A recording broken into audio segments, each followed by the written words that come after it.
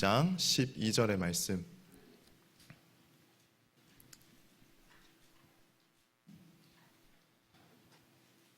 우리 한 목소리로 함께 읽도록 하겠습니다. 하나님이 발람에게 이르시되 너는 그들과 함께 가지도 말고 그 백성을 저주하지도 말라. 그들은 복을 받은 자들이니라. 아멘. 우리 한번 옆에 있는 성도님들과 인사 나눠볼까요? 잘 오셨습니다. 우리 앞뒤로도 한번 인사할까요? 참 잘 오셨습니다. 잘 오셨습니다. 제법 이제 날씨가 쌀쌀하고 추운 것 같습니다. 이미 이제 감기에 걸리신 분들도 계신 것 같은데 이 환절기에 우리의 영육간이 더욱더 강건해질 수 있도록 여러분들 더 하나님께 꼭 붙들림 바 되는 삶 살아가실 수 있기를 간절히 바랍니다. 오늘 우리가 또 이 시간에는요, 민수기 22장의 말씀을 통하여서 계속되는 시리즈 설교입니다. 성도의 정체성이라는 우리 시리즈 네 번째 설교, 우리는 복의 사람들이다 라는 제목을 가지고 여러분들과 말씀을 나누고자 합니다. 여러분들, 우리는 하나님의 자녀된 그러한 백성입니다. 즉 우리는 신자다라고 우리는 얘기를 하는데요, 우리들이 갖고 있는 이 신자됨, 하나님의 자녀됨이라는 이 신분을, 그리고 이 권세에 합당한 존재로서 이 세상에 살아가기 위해서는 무엇보다도 우리가 누구인가에 대한 그것이 우리 가운데 정확하게 정립되어져 있어야 합니다.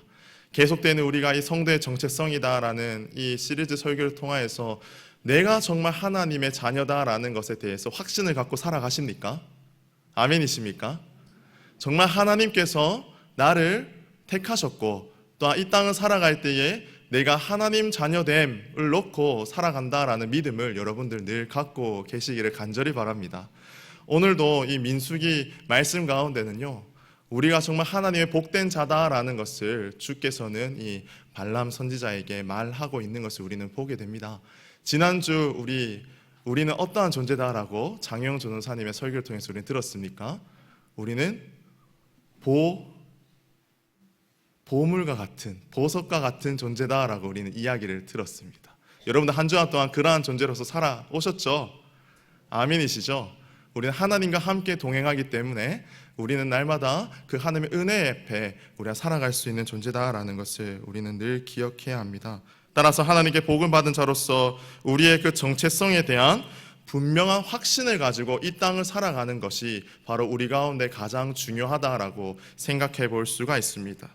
그럴 때에 우리 세상에는요, 수많은 유혹과 또한 우리를 한없이 초라하게 만들어 버리려고 하는 그러한 죄의 유혹들이 우리 가운데 도사리고 있지만, 우리의 정체성을 내가 발견하고 나는 하나님의 자녀다라는 이 정체성이 흔들리지 않는다면 이 땅 가운데 특히나 우리의 삶을, 또 우리의 믿음을 흔들고자 하는 그러한 여러 세력들 가운데서도 우리는 당당히 맞서 승리할 수 있다라는 것을 우리는 기억해 볼 수 있습니다. 오늘 우리가 함께 읽은 이 민수기 이 22장 12절 한 구절밖에 되지 않는 말씀이지만, 여기에는 매우 중요한 그 하나님의 백성에 대한 정의가 구체적으로 기록되어 있다라고 우리는 들 수 있습니다. 그렇다면은 오늘 이 한 절밖에 되지 않은 이 문맥 속에서 이스라엘이 하나님께 복을 받은 자들로서 그 정체성이 확인이 되어지고, 또한 그 이스라엘이 받은 정체성, 하나님의 복된 자들에 대한 이 정체성이 우리 가운데 또한 어떻게 정립되어지고 또한 어떻게 적용되어 가며 우리가 살아가야 되는지 오늘 말씀을 통해서 한번 살펴보는 시간이 되었으면 좋겠습니다. 오늘 이 민수기 22장의 말씀이 기록되기에 앞서, 그리고 하나님께서 발람 예언자를 통하여서 이스라엘 백성들에 대해 이렇게 정의를 내리시는 그 배경에 대해서 우리는 한번 살펴볼 필요가 있습니다. 이스라엘 민족은 애굽으로부터 출애굽한 이후에 하나님께서 그들에게 약속해 주신 가나안 땅으로 걸어가기 위해서 무려 40년 동안 광야 생활을 했다라는 것 여러분들 잘 알고 계실 것입니다. 그런 40년 동안 그들이 어떻게 유숙할 수도 없고, 또한 그들의 모진 고난과 환난 가운데 그 40년이 이제 끝나가고 약속의 땅 가나안 땅을 이제 눈앞에 둔 그 시기에 그들은 가나안의 그 정복을 앞둔 그때에 어디에 정착해 있는가? 22장에 보면은 모압 평지라는 곳에 그들은 이제 도달하게 됩니다. 가나안을 코앞에 둔 이 이스라엘 민족들의 마음 가운데는 어떠한 마음이 들었겠습니까? 이제 우리가 하나님께서 말씀하신 그 땅 가운데 들어갈 수 있겠구나라는 기대와 그리고 벅찬 감격 가운데 그들이 있었을 것 같습니다. 이스라엘 백성들 드디어 40년 동안의 그러한 지루한 방황에 종지부를 찍을 수 있는 그 마지막 시점이었던 모압 평지에 그들은 지금 도달해 있다라는 것입니다. 그런데 이때에 어처구니 없는 사건이 오늘 말씀 가운데 등장하게 되지요. 필사적으로 이스라엘의 가나안 행을 막으려 하는 그 사탄의 방해, 그것이 오늘 22장 말씀 가운데 등장하고 있습니다. 그 22장 말씀에는 누가 등장하고 있습니까? 바로 모압 왕 발락이라는 자가 등장하고 있습니다. 그 모압 왕 발락이라는 자의 두려운 마음을 사탄은 이용했던 것 같아요. 그러나 인간적인 마음, 이스라엘 백성들이 하나님을 등에 업고 그 가나안 땅의 입성을 앞두기 위해 승승장구하고 있는 그러한 사건을 이 모압 왕 발락이 들었다라는 것입니다. 그래서 그 발락의 마음 가운데는 두려움이 들었습니다.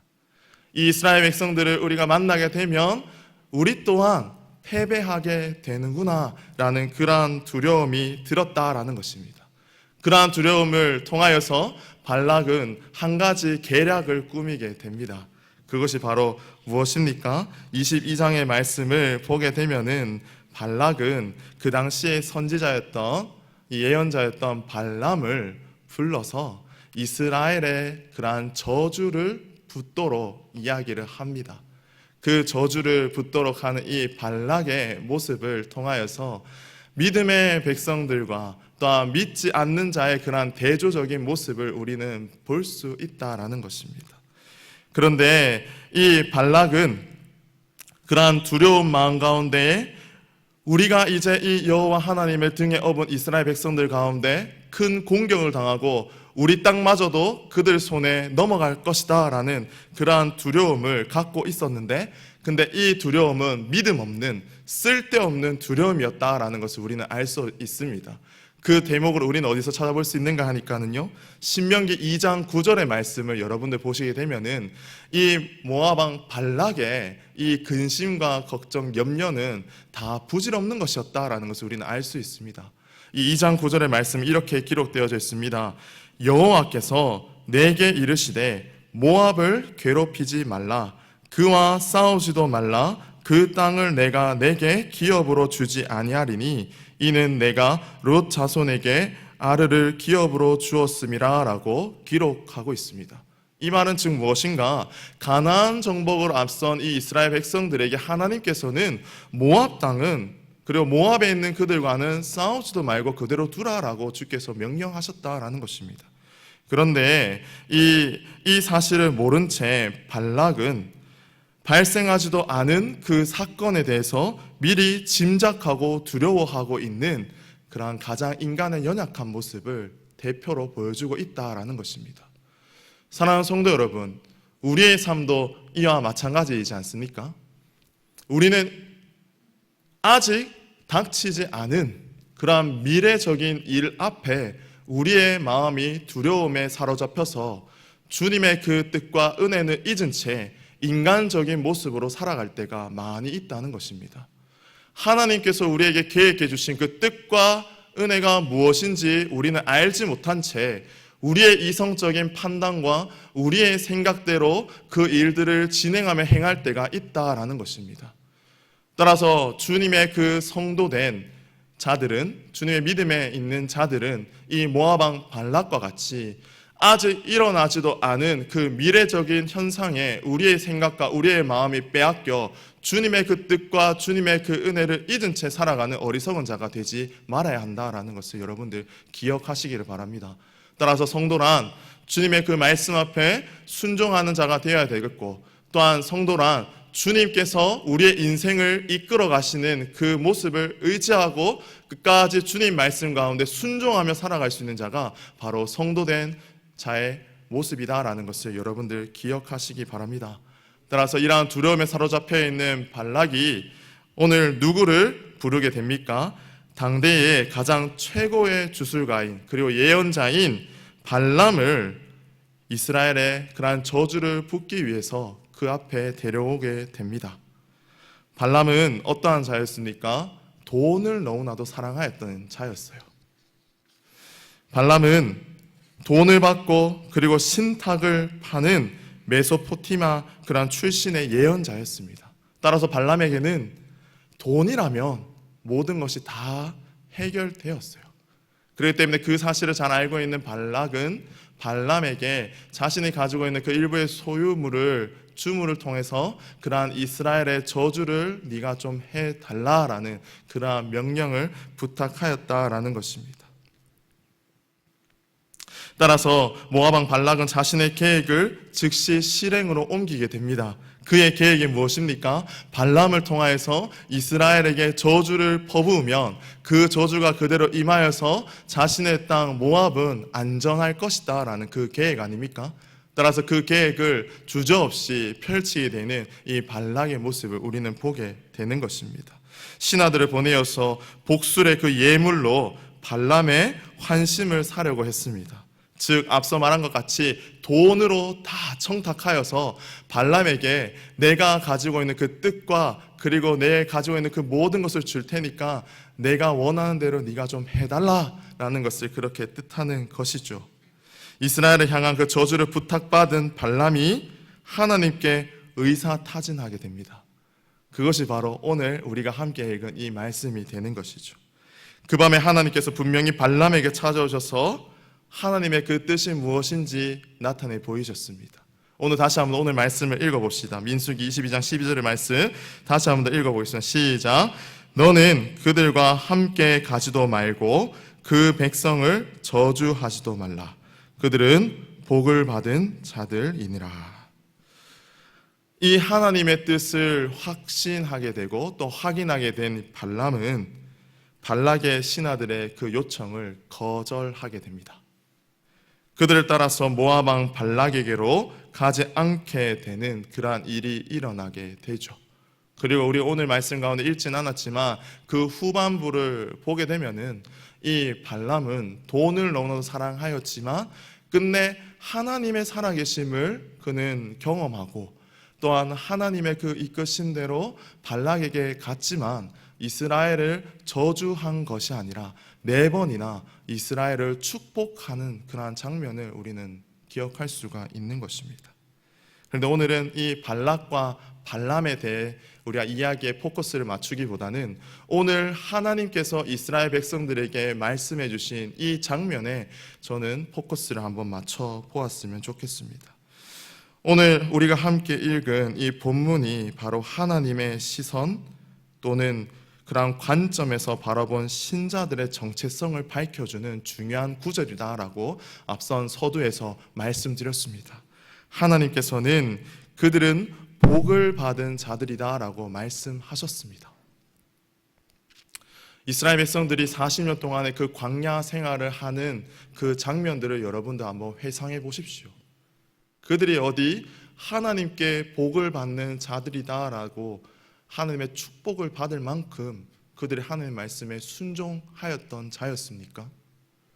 그렇지 않았던 자들이었죠. 끊임없이 하나님의 그 말씀 앞에 불평과 원망을 하고 틈만 나면 하나님의 그 말씀을 어떻게든지 간에 어기게 되는 그러한 장면들을 우리는 보게 되는 것입니다. 그럼에도 불구하고 하나님께서는 이스라엘 백성들을 복의 사람들이다라고 축복해 주고 있는 것을 우리는 볼 수 있습니다. 우리의 정체성 또한 한번 살펴볼 필요가 있는 것 같습니다. 이스라엘 백성들의 끊임없는 반복적인 죄의 문제, 끊임없는 그러한 불순종의 문제 앞에서도 하나님께서는 끝까지 그들을 이끄시고 또한 그들에게 복 나리어 주셨다라는 이 장면을 여러분들 기억하시며 우리의 삶 가운데서도 내가 하나님의 말씀 가운데 살아가기 위해 이리저리 발버둥 치고는 있으나 그러한 매 순간마다 내가 하나님을 잊은 채 죄악 가운데 살아가고 있는 우리의 연약한 모습들을 여러분들 한번 생각해 보았으면 좋겠습니다. 오늘 말씀에 등장하고 있는 이 모압 왕 발락은 어찌 보면은 우리의 그러한 하나님과의 관계, 또 우리의 삶을 무너뜨리기 위한 그러한 존재인 것으로서 우리는 비유할 수도 있겠습니다. 우리의 삶을 무너뜨리려고 하는 그 대적자는 무시무시한 힘과 권력과 능력을 가지고 있습니다. 그런데 말이죠, 우리가 이러한 무시무시한 대적자들 앞에서도 도무지 예측할 수 없는 시점과 장소에서 우리를 넘어뜨릴 때가 참으로 많이 있다라는 것입니다. 어찌 보면 내가 하나님과의 그러한 관계가 올바르게 서 있는 그때에도 우리를 대적하고자 하는 그러한 모든 수많은 악의 세력들은 우리를 도사리고 있고 우리를 삼키려 하고 있다라는 것입니다. 그럴 때일수록 우리의 성도된 자들은 어떻게 해야 되는 것입니까? 더욱더 하나님의 그 말씀 앞에, 그리고 하나님의 그 은혜 앞에, 또한 우리가 성도된 자의 그런 정체성이 흔들리지 않기 위해서 날마다 말씀과 기도로 깨어 살아가야 되는 것이 바로 우리 신자된 자의 모습이다라는 것입니다. 언제 어느 때에 우리의 상황과 형편과는 상관없이 우리와 하나님과의 그런 관계를 깨뜨리기 위한 그런 모든 악의 세력들은 도사리고 있다라는 것입니다. 이스라엘 백성들의 삶도 마찬가지였습니다. 가나안 땅을 이제 입성을 앞두고 있는 그 시점, 가장 찬란하고 영광스러운 그때에도 사탄의 세력은 존재하고 있다라는 것입니다. 그때 이스라엘 백성들을 끝까지 지키시고 보호하신 분이 바로 누구이십니까? 여호와 하나님이시다라는 것을 우리는 기억해야 되는 것입니다. 우리의 삶 가운데서도 그러한 연약한 때가 있습니다. 악의 세력 가운데 넘어지고 쓰러질 때가 분명히 있다는 것입니다. 하지만 그럴 때에 나를 끝까지 붙들어 주시고 나와 함께 하시는 그 여호와 하나님을 늘 기억하며 나아갈 수 있는 저와 여러분들의 삶이 될 수 있기를 간절히 바랍니다. 사탄의 세력이 아무리 기승을 부리고 악한 계획을 세울지라도 하나님께서 우리를 향해 갖고 계시는 그 계획을 무산시킬 수는 없습니다. 그 세력이 어떠한 힘과 능력을 갖고 있다 할지라도 전지전능하신 그 하나님 앞에서는 굴복되어지는 존재다라는 것을 여러분들 기억하시기 바랍니다. 내 안에 있는 그러한 문제들, 내 안에 있는 그런 영적인 어려움들을 여러분들 그것들을 통하여서 두려워하지 마십시오. 오직 여호와 하나님을 우리가 의지하고 하나님의 자녀된 삶을 살아가게 된다면 주께서는 우리에게 그 찬란한 영광의 은혜를 부어주시는 것인데, 그것은 바로 회복의 은혜요, 우리의 자녀된 축복을 주님께서는 우리 가운데 부어주신다라는 것입니다. 따라서 하나님의 그 자녀된 백성인 우리는 그러한 어떠한 권세와 세력들 가운데서 두려워 벌벌 떠는 존재가 되는 것이 아니라 그러한 존재들 앞에서도 우리는 당당히 맞서 싸우며 승리의 그러한 찬가를 부르며 나아갈 수 있는 우리의 믿음의 삶이 되어야 한다라는 것입니다. 그러한 두려운 마음들이 사로잡히면 사로잡힐수록 악의 세력들은 우리를 더욱더 삼키기 유리한 것이죠. 그러한 악한 마음들이 우리 가운데 들어오면 들어올수록 우리는 더욱더 하나님을 의지하는 것이 아니라 세상을 의지하고 하나님을 등지게 되는 그러한 연약한 인간의 존재로 전락해 버릴 수밖에 없다라는 것입니다. 예레미야 29장 11절에서는 이렇게 예레미야는 선포하고 있습니다. 여호와의 말씀이니라 너희를 향한 나의 생각을 내가 아나니 평안이요 재앙이 아니니라 너희에게는 미래와 희망을 주는 것이니라 라고 선포하고 있습니다. 이스라엘의 그러한 마지막 그러한 멸망 가운데에서도 그들에게 임하는 그러한 재앙이 온전히 하나님께서 내리시는 그러한 심판과 형벌의 재앙이 아니라 그들의 미래에 희망을 주시는 하나님의 은혜다라고 역설적으로 표현하고 있는 것을 우리는 볼 수 있습니다. 우리의 믿음의 신앙의 삶, 때론 어렵습니다. 힘듭니다. 하지만 그러한 삶을 살아갈 때에도 그러한 상황 가운데서 우리 인생을 계획하시고 우리의 삶을 평안과 희망으로 인도해 주시는 그 하나님이 우리와 함께 하신다는 것을 날마다 기억하시기를 바랍니다. 우리의 신앙은 언제나 역설적인 은혜가 흐른다라고 하였습니다. 우리에게 고난이 찾아오면 찾아올수록 우리에게는 더 큰 축복과 은혜가 우리에게 임하여지는 그러한 기대를 갖고 살아가시기를 바랍니다. 이스라엘 백성들 가운데 수많은 어려움과 그러한 유혹과 불순종과 죄의 세력이 그들의 인생 가운데 죄어오고 있지만 끝끝내 하나님께서 그들을 축복하시고 심판하지 않으시고 그들과 함께 하신 것처럼 우리의 인생 가운데서도 날마다 주께서 주시는 그 무한한 은혜와 복락을 누리며 살아갈 수 있는 저와 여러분들의 삶이 될 수 있길 간절히 바랍니다. 따라서 이 땅을 살아갈 때에 성도된 자들은 날마다 여호와 하나님을 끝까지 의지하시고 또한 그 말씀 앞에 순종하시고 또한 우리의 인생 가운데 일어나게 되는 그러한 모든 문제들이 주께서 주시는 그러한 재앙이요 심판이 아니라 우리에게 더 큰 은혜와 축복을 내리시기 위한 하나님의 계획하심이다라고 정의하시며 살아갈 수 있기를 간절히 바랍니다. 따라서 이 본문은 이것과는 다르게 이스라엘은 복을 받은 자들이다라고 이야기하고 있습니다. 수많은 어려움과 그러한 환난과 고난 가운데서도 주님께서는 이스라엘 백성들이 복을 받은 자다라고 이야기하십니다. 우리는 그 하나님의 은혜를 기억해야 합니다. 따라서 우리는 전적으로 주께 택함 받았고 우리는 주님의 그 복의 사람입니다라는 그런 고백을 하며 살아갈 수 있는 저와 여러분들의 삶이 되어야 될 것입니다. 그런데 여기에 그 하나님의 그 축복과 은혜가 임하여지는 그 시기가 언제인지 여러분들 한번 보십시오. 하나님의 축복이 선언되는 이 시점은 우리는 늘 그렇게 생각하지 않습니까? 우리가 하나님 앞에 올바르게 서 있을 때, 우리가 하나님과의 그 관계가 바로 서 있을 때에만 하나님께서는 우리에게 복을 주신다라고 생각합니다. 하지만 이 이스라엘 백성들의 삶의 모습들을 여러분 한번 보십시오. 앞서 말한 것과 같이 이스라엘 백성들은 매일 반복되는 그러한 죄의 유혹과 불순종, 즉 하나님께서 절대적으로 은혜를 내려주시기에는 불가능한 그러한 삶의 모습을 이들은 살아가고 있었다는 것입니다. 하지만 그러한 삶의 모습 가운데서도 주님께서는 어떠한 것을 내려주셨습니까? 하나님의 그 무한한 축복과 은혜를 이들 가운데 부어주셨다라는 것입니다. 즉 하나님의 축복은 이스라엘의 그러한 상태와 상관없이 주께서는 주어주셨다라는 것을 우리는 기억해야 됩니다. 하나님께서 오히려 진노받아 마땅하고 하나님의 심판을 당해야 마땅한 이스라엘 백성들에게 오늘 무엇을 주셨다는 것입니까? 복을 내려주셨다라는 것입니다. 우리의 삶 가운데서도 내가 하나님과의 그런 관계가 올바르게 세워져 있지 않다라는 죄의식에 사로잡혀서 교회를 떠나는 자들이 있습니다. 교회를 더 이상 찾아오지 않는 자들이 있습니다. 아니 주일을 제대로 성수하지 않는 자들이 있습니다. 근데 그들에게 물어보면은 한결같은 말이 무엇입니까? 내가 하나님의 낯을 배우기가 너무 부끄러워서 내가 주님 전에 나올 수 없습니다라고 이야기하는 자들이 참 많이 있습니다. 그런데 말이죠, 하나님의 그 은혜가 이스라엘 백성들의 어떠한 상태와 상관없이 주어지는 것처럼 우리의 내면적인 하나님과의 관계가 어떠하든지 간에 우리는 그분 앞에 붙들려 있어야 되는 것입니다. 우리의 내면의 상태가 하나님의 낯을 배울 수 없을 정도의 무기력하고 죄악에 사로잡혀 있다 할지라도 그때에도 주님께서는 우리에게 은혜를 내려주시기 때문에 우리는 그 주님의 은혜를 무조건 사모함으로 나아갈 수 있어야 되는 것입니다. 따라서 우리는 이러한 하나님의 은혜를 기대하고 바라며 주의 말씀 가운데 붙들린 바 살아가기 위해서 날마다 살아가야 되는 것입니다.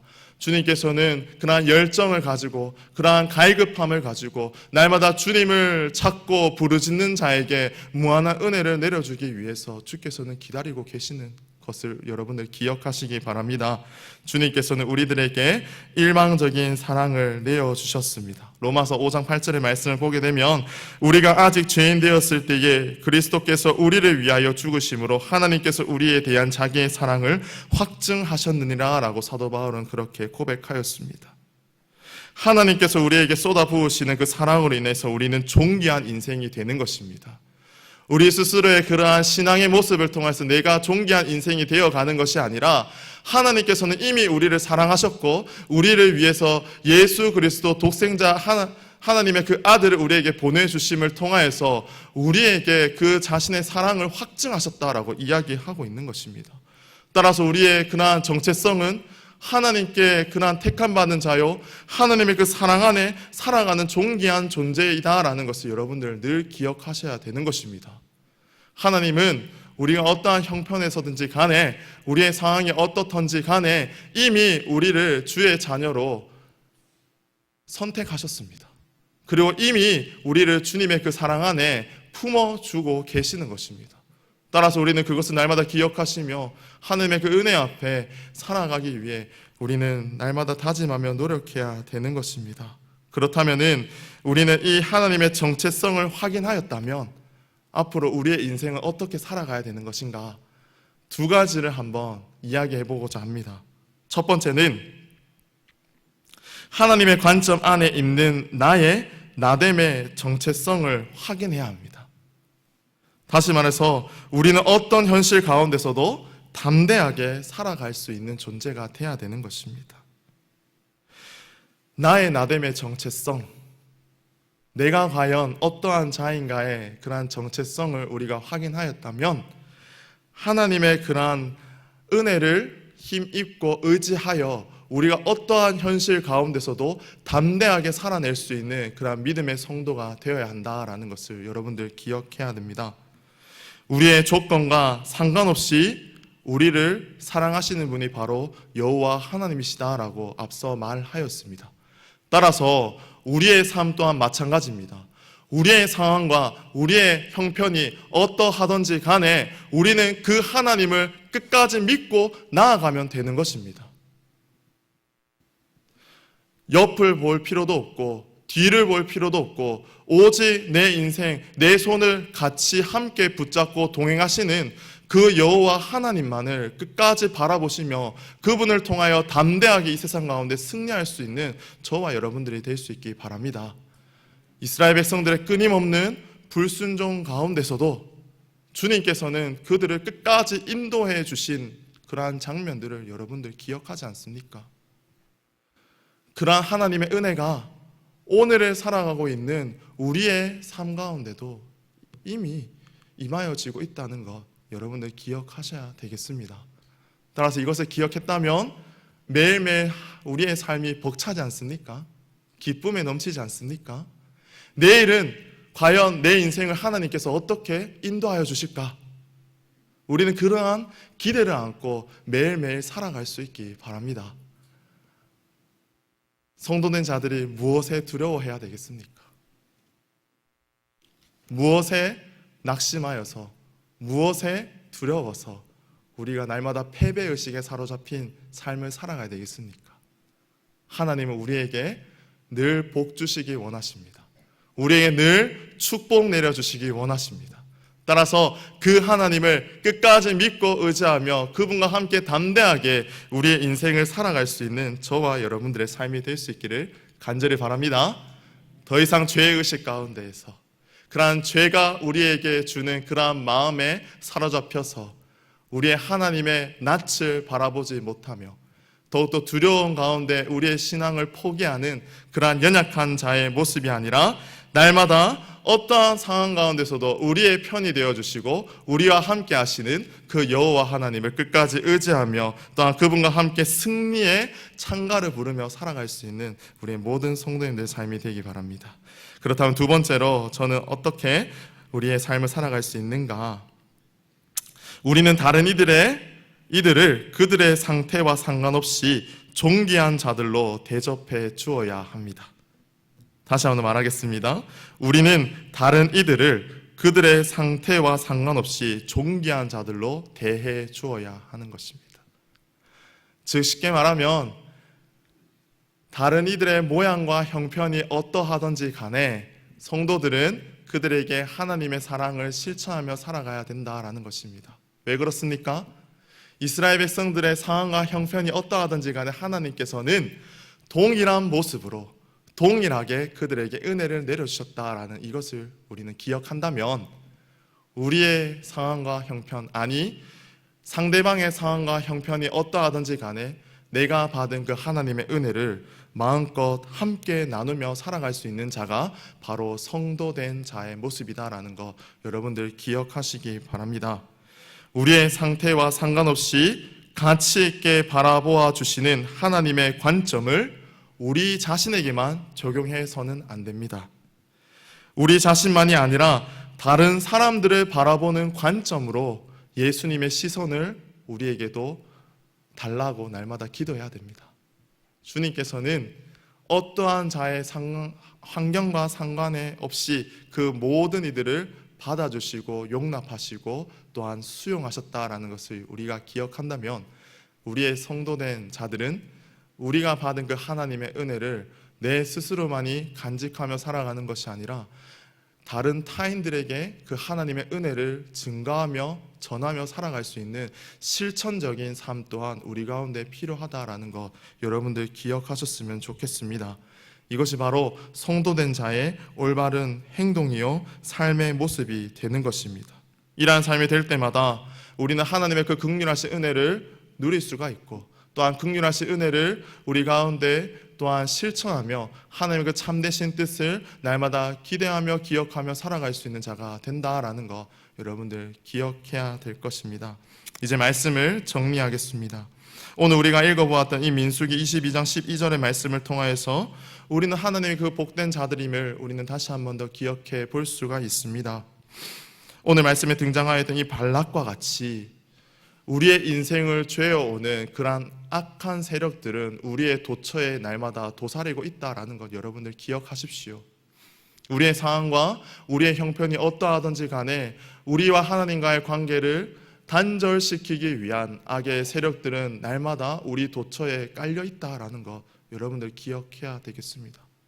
따라서 오늘 이 말씀을 통하여서 하나님의 그 은혜는 전적으로 우리에게 이미 임하여졌고 또한 우리가 하나님을 통하여 또한 그분을 의지함으로 살아갈 때에 우리는 이러한 모든 악의 세력들 가운데서 승리할 수가 있고 또한 이미 우리에게 부어주신 그 은혜를 통하여서 우리 또한 우리의 그러한 각 사람들에게 하나님의 은혜를 전파하며 전해주는 자가 바로 우리의 성도의 참된 정체성이다라는 것을 여러분들 기억하셨으면 좋겠습니다. 따라서 오늘 이 밤에도 여러분들 기도하실 때에 나는 하나님의 그러한 복된 자녀입니다. 또한 하나님께서 나를 택하여 주셨고 나를 이 땅 가운데 주의 자녀로 불러주셨사오니 내 인생을 주님께 맡겨드립니다. 내 인생 주님께서 마음껏 들어 사용하여 주시옵소서. 내 상황과 내 형편이 어떠하든지 간에 우리가 날마다 주님을 끝까지 믿고 의지하며 살아가겠습니다 라는 이러한 신앙의 고백이 일어날 수 있는 저와 여러분들의 삶이 될 수 있기를 간절히 바랍니다. 그러한 고백이 있을 때 오늘 이 밤에도 주님께서는 여러분의 손을 꼭 붙잡아 주실 것입니다. 이 밤에도 여러분들의 기도에 응답하여 주시고 여러분들 마음 가운데 위로해 주시고 또 여러분 가운데 새 힘을 허락해 주실 분이 바로 여호와 하나님이심을 우리가 고백하게 될 줄 믿습니다. 함께 이 시간 기도하겠습니다.